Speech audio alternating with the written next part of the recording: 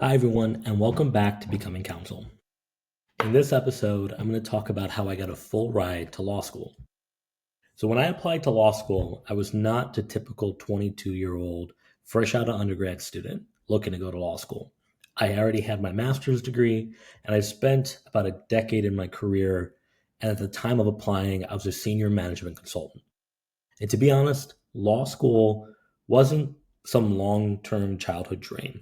It was a strategic decision based on the reasons I outlined in my last podcast.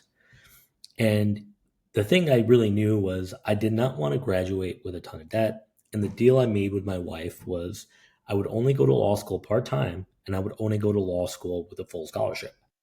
So even before I cracked open any of my LSAT material, I sat down and just figured out if this was even possible. Like, what scores did I need to get a substantial scholarship, and what were schools in my area going to give me as a part time student? So I looked at schools in the Chicagoland area, and there's four part time programs. There's Loyola, Kent, DePaul, and UIC. And I looked at all of them and I figured out that I needed somewhere between a 155 and a 160 on my LSAT. That, with the combination of my undergrad GPA, my master's degree, and my work experience, would be what I thought would be enough to not only get in, but to get some kind of aid. And so I went ahead and I took a practice test. I got a 150, and the LSAT was actually about a couple weeks away, about a month, just under 4 weeks away, and I was still able to register at the time. So I registered and I signed up to take the LSAT. And in that period of time, I probably really only studied for about 2 weeks, was already kind of in the ballpark, and I just needed to work on like the logic games and stuff like that. I really wasn't planning or trying to get over 160 or over 170. I really didn't care about going to the Ivy League. I didn't care about going to a T14 school. It was more about let me go somewhere and get fully funded.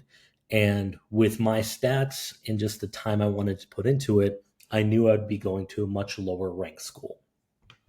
That being said, the principles are the same, right? You want a GPA higher than their average GPA, and the more higher the GPA in comparison, the more likely you'll get a scholarship. And the same thing applies to the LSAT. And so, studied for 2 weeks. I took the LSAT. I got a 155. Definitely not a score that is super impressive, but I did apply with my GPA, my master's, my work experience, and that 155. I got into all of the schools and I got significant scholarships for three out of the four schools. I even had an opportunity to negotiate some of the scholarships, and I ended up with a full ride at one school it, that really kind of checked all my boxes, was part time, and was really flexible. And it was actually right next to where I worked downtown at the time. So the commute made complete sense, and I ended up going with that offer. So let's talk a little bit about how law schools give out money. Well, it's really tied to how law schools build their reputation.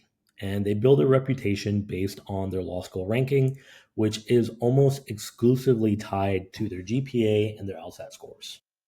And for the longest time, those rankings mainly looked at the full-time program, but more recently they've started to take into account some of the part-time programs as well. So they've started having more money available to part-time students. So the way I like to think about it is before you can win at this game, you have to understand the rules. So law school awards money in two main ways. Number one is merit-based aid that is tied to your LSAT and your GPA and your extracurriculars. And then there's need-based aid, which comes from financial needs. Let's think of things like FAFSA and other things like that. Now, here's the inside scoop. Merit aid is often where the big dollars are. Schools want to attract students who not only boost their rankings in terms of their LSAT and GPA score, and then subsequently their law school ranking, but also school students that are going to be successful afterwards and have the ability to up level their alumni base. Now, in my case, my GPA plus my 150 LSAT 155 LSAT score. It's not breaking any records, but at my target schools, it was competitive enough to get noticed. And what really helped was my background. Right? As I mentioned before, high level consulting, master's degree, essentially proven analytical skills, and the ability to show that I had client facing skills as well. And so when schools are building out their class, they don't want carbon copies. They want diverse life experiences and people who can bring unique perspectives to classroom discussions. And that was my biggest selling point. So I want to talk a little bit about the LSAT because for a lot of you, your GPA is kind of set in stone. If you're looking to go back to school later in life, like myself, odds are you're probably not interested in taking classes at your community college to up level your undergrad GPA. Odds are you're going to try and bank on the LSAT. Now, I don't recommend my process for many people. I know I'm in an edge case because the Chicagoland area has a ton of law schools. So there's a lot of options and you have multiple options you can go to. I know other cities might not have those types of opportunities available, especially with full-time, part-time programs, all within the limits of one city. So I think the biggest lever for merit aid for non-traditional students is going to be your LSAT score. So I've seen people double their scholarship offers just by increasing their score by a few points. And I think you should definitely dedicate more time than I put into it, especially if you're in a place where it's just more of a competitive market. So I know the way I did it, and I'll just recommend it to all of you, really find out what the scholarship cutoff scores are for your target schools, and then focus on studying the highest yield sections. For me, the first time I took a practice test, I did terrible on the logic game sections, but then I learned pretty quickly that that was a really analytical, mathematical approach to doing things. So once you figure it out, you can kind of rinse and repeat pretty effectively. So I really focused on studying on the highest yield sections for me, the places where I could see the biggest growth, and just do targeted drills and practice tests. And I basically did that every day for about 2 weeks for about an hour or two. So not a ton of time committed. And the goal wasn't perfection. The goal was to just unlock more funding, right? More scholarships.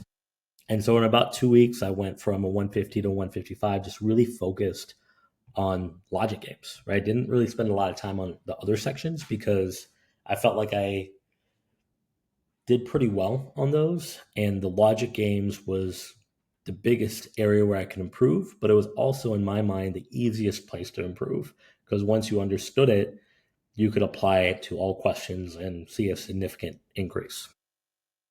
So another thing to keep in mind is you want to leverage your unique profile. So once I had my LSAT score, I made sure my application told the rest of the story. And I'm going to reiterate this probably for 1,000 times, but a decade of work doing high level consulting, being a senior management consultant, meant I was used to solving complex problems, exactly what lawyers do every day. My master's degree signaled academic readiness, and my personal statement connected the dots between my past, my skills, and why I wanted to pivot into law. Now, what I really focused on, and I kind of felt like this was the secret sauce, was if you had something that makes you stand out, you have to highlight it. Because for scholarships, your LSAT gets you into the running, but your story can really push you over the top. And then I do want to talk about negotiating an offer. Now, because I got into multiple schools and one school gave me a full ride out of the gate, I wanted to see how much I could push the other three schools by leveraging that full ride. I was able to get about $40,000 more from the next school above that and another $20,000 from another school as well. So I did get more generous scholarship offers from two additional schools, but they were not full tuition rides. And so if I was in a different part of my life, that extra 40,000 at one school or that other 20,000 at that other school would have really made those offers much more appealing. But I was very adamant about getting a full ride. And so I got to kind of play the field negotiating, got to push the other schools to their limits, see what they really could offer. But I ended up just going to the full ride that I got right out the gate. And it was really interesting process for me just because I had never had that kind of leverage before in terms of working with schools. Normally, you just pay what you get and you might try and find outside scholarships, but it was a really cool experience to be able to have conversations with schools that all wanted you and were mostly willing to give you more money to help you come their way. Not a foolproof plan per se, but it's something you should definitely look into because you never know what's going to happen. You can make a pretty significant impact on your future by getting, $10,000, $20,000 more, because that means that's less money you have to either pay out of pocket, less loan money, and it'll put you in a better position to be in. So I'm just going to close with just remember these three things. Know your scholarship cutoffs in regards to GPA and LSAT. If your GPA is lower, you got to get a much higher LSAT. Also, if you're a non-traditional student, leverage and highlight your background. Talk about your work experience, any leadership roles, anything that makes you unique. And then number three, negotiate respectfully.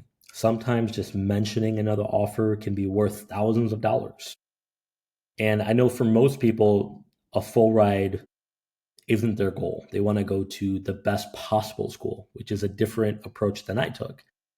So I acknowledge that the full ride isn't the end goal for everyone, but you should know that it isn't about being perfect. It's about being strategic, applying to schools that fit your profile, telling your story well, and really knowing your worth before you ever step into a classroom.